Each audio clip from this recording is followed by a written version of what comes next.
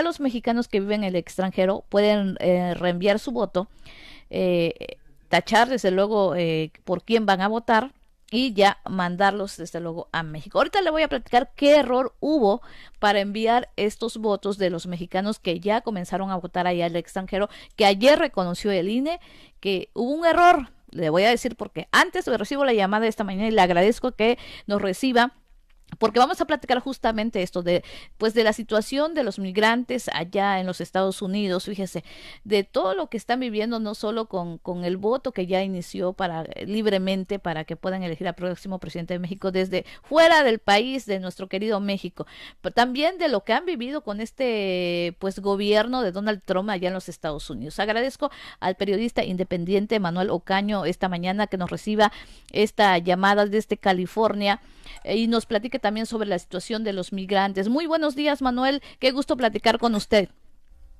¿Qué tal, Benita? Buenos días y saludos al auditorio. Buenos días y bueno, estamos hablando justamente del voto de los mexicanos allá en el extranjero que ya inició, pero también de toda la situación que han vivido a lo largo de pues del gobierno de Donald Trump, cómo los han maltratado y cómo pues prácticamente hace unos días a muchos de los que ingresan desde lo dijo que no eran personas, eran animales. Sí, así es su manera de decir cosas y de pensar, básicamente. Pues los dos temas están un poquito vinculados. Esta vez hay mucho más participación de mexicanos que desean votar desde Estados Unidos en particular. No sé cómo estarán en otros países, pero acá en Estados Unidos hay un registro de aproximadamente 102,000 personas que van a votar, que son las que se registraron. Las que se registraron antes del 31 de marzo y solicitaron que les enviaran las boletas. Y entonces, bueno, pues están llenando las boletas, las están regresando. Sí hay un problema, como usted estaba mencionando, pero bueno, eso no es tanto de este lado, sino de aquel. Y están enviando ya las boletas. Son 102,000 personas y esto es la diferencia. En la anterior elección presidencial fueron 42,000, en el 2012. Fueron 42,000 nada más. Y fueron las que solicitaron votar, pero no todas lo hicieron. Es decir, que ahora hay pues muchísimo más entusiasmo y muchas ganas de participar. Este, los candidatos tuvieron prohibido hacer proselitismo dentro de Estados Unidos, pero sus simpatizantes no.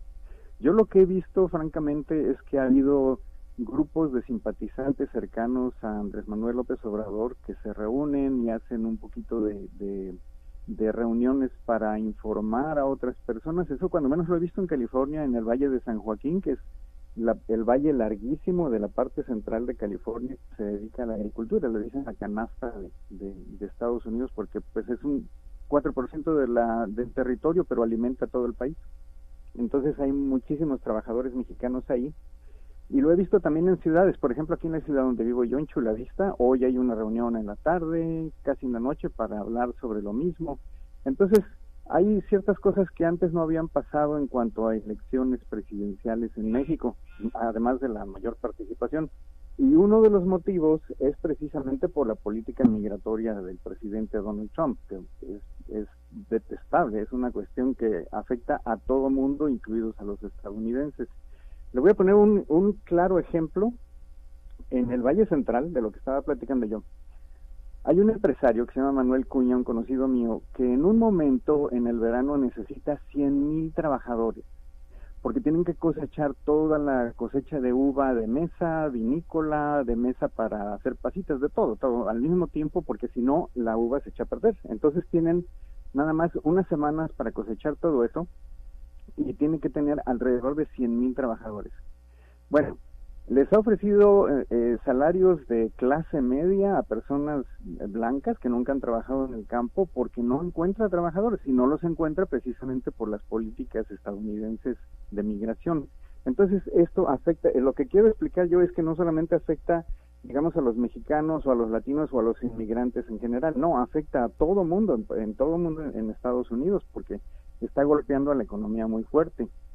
El problema que tenemos muchos los mexicanos, bueno, está entrelazado con toda la demás comunidad inmigrante, pero nada más por dar un ejemplo, entre los dreamers, los soñadores, que fueron los jovencitos que llegaron, cuando eran niños, llegaron en compañía de sus padres indocumentados a Estados Unidos, crecieron acá y piensan que Estados Unidos, y así lo sienten, pues es básicamente su país, es su cultura, y así crecieron y todas sus raíces personales están acá. Entonces, de unos 800,000 Dreamers, aproximadamente 500,000 son mexicanos, y casi todos, bueno, uno de cada 4, por ejemplo, está en California, uno de cada 5 está a lo largo de la frontera. Entonces, aquí donde estoy yo, que es precisamente donde se junta California con México y el Pacífico, es donde más se concentran, porque está muy cerquita de México, es California y es la frontera. Entonces, estas personas aquí corren mayor riesgo porque si los detienen por cualquier causa y si ya perdieron la protección para deportaciones que les dio el expresidente Barack Obama, entonces en cosa de 2 horas los deportan. Y es muy difícil porque entonces, pues, ¿cuándo regresan? Pero este tipo de política es nada más una. Lo que hace el presidente Trump es lanzar muchas políticas antiinmigrantes en muchas direcciones, tratando de causar el mayor daño posible. Entonces, en cuanto a las organizaciones legales que protegen a los migrantes ganan un espacio, por ejemplo, en una corte, ya él salió con otra cosa.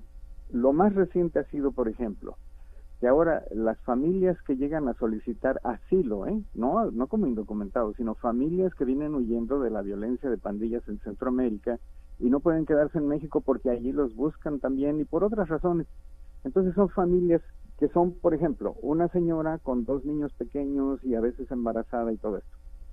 Al llegar a Estados Unidos, ahora le arrebatan a la madre a los niños, se los llevan por otro lado a otro estado lejanísimo, que incluso puede ser tan lejano como de Guatemala a Estados Unidos, y a ella por otro lado durante mucho tiempo ni siquiera sabe de los niños.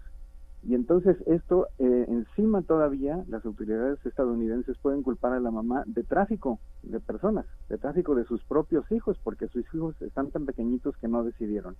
Así la mentalidad de estas personas, es decir, las leyes internacionales, las convenciones internacionales de protección a los afiliados, a los refugiados, a los desplazados, todo lo que ha sido democracia mundial no está teniendo ningún valor.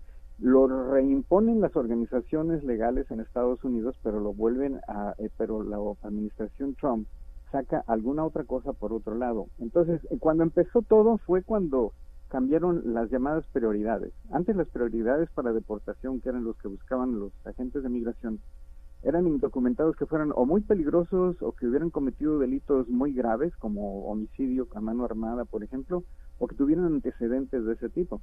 Luego cambiaron y las prioridades fueron cualquiera que hubiera cometido un delito. Si alguien fue detenido y multado por conducir en estado de ebriedad, ya esto es haber tomado 3 cervezas por el nivel de alcohol en la sangre. Si alguien fue multado hace 15 años, 20 años, porque condució en estado de ebriedad y no es ciudadano, entonces lo deportaban. Y luego las nuevas prioridades es cualquier persona que no tenga documentos al momento de ser detenida. Es decir, pues cualquier, son muchísimas personas. Aquí donde vivo es 1 de cada 12 personas. Un indocumentado es 1 de cada 12 personas. En algunos lugares, como en Los Ángeles, por ejemplo, puede ser 1 de cada 8 o cada 9. Y hay otros lugares donde son menos, pero se concentran precisamente en lugares así. Entonces, la política es una serie es una ráfaga de iniciativas contra los migrantes. Esto es lo que tenemos, Benita. Pues lo que estamos escuchando, Manuel, es realmente estresante, porque vemos cómo Donald Trump está acorralando por todos lados. O sea, es decir, como tú dices, saca una iniciativa, una política, se inconforman, ganan una en la corte y bueno, ahora sí que son misiles legales los que está sacando pues prácticamente contra todo aquel que, bueno, no los quiere definitivamente, en pocas palabras, ahí ya. Y bueno, en este caso lo único que pueden tener entonces los mexicanos que viven en los Estados Unidos ahora libremente, pues ejercer su voto, que van a emitir por correo, como tú ya decías, ¿no? Precisamente lo que están buscando ahora los mexicanos que van a votar es que a Los Pinos, bueno, a la presidencia, llegue alguien que va a tener en cuenta su situación acá y que realmente los va a defender. Pero hay cosas, bueno, además de que estamos hablando de todo lo malo que está haciendo Trump, por ejemplo, no hay que idealizar tampoco su maldad, porque hay cosas que no le salen, como querer impedir que entren los musulmanes y cosas así. La más clarita es el muro. Su principal promesa de campaña, el muro al que incluso le quería poner su nombre, que iba a ser a lo largo de toda la frontera, que todo mundo le creyó, que iba a ser que México lo pagara. La promesa con la que tanto se paró el cuello está anulada y no posiblemente ni siquiera la vaya a poder sacar, por 2 razones. 1, porque no hay dinero, Se pasó el presupuesto de este año fiscal. Eso fue a finales del año pasado. Tomó como rehenes a los Dreamers, les quitó su programa y les dijo, si no aprueban mis fondos para el muro, no voy a tener paz a los Dreamers. Bueno, no pudo ni con eso, no hay dinero. Si acaso va a presentar iniciativa para que le den dinero para el muro para noviembre de este año, pero tampoco está claro, no es posible que lo vaya a hacer, no puede exigir el dinero para el muro mientras haya otras prioridades. Y entonces, ¿qué pasa? Que en noviembre, para octubre es la negociación del presupuesto, en noviembre, que son las elecciones, viene una pérdida de entre 25 y 35 congresistas republicanos, es decir, que los demócratas podrían de nuevo ser mayoría. Si eso sucede antes de que le aprueben el presupuesto, pues ya que lo dé por cantado, porque no va a poder tener dinero para el muro. Los demócratas se van a oponer a todo costa para que no tenga el dinero y para que ellos, al hacer eso, ganen la voluntad de los electores latinos y de los inmigrantes. Qué cosas. Manuel Ocaño, te agradezco pues ahora sí que esta plática, esta charla sobre lo que están viviendo desde luego los mexicanos allá, todos los migrantes, la situación en el gobierno de Donald Trump y lo que decíamos, bueno, pues la única oportunidad que tienen ahora es pues de elegir a un presidente acá en México y su voto ha iniciado ya como lo marca el INE y bueno, pues también vamos a ver qué resultados vienen desde allá de los Estados Unidos. Gracias, Manuel.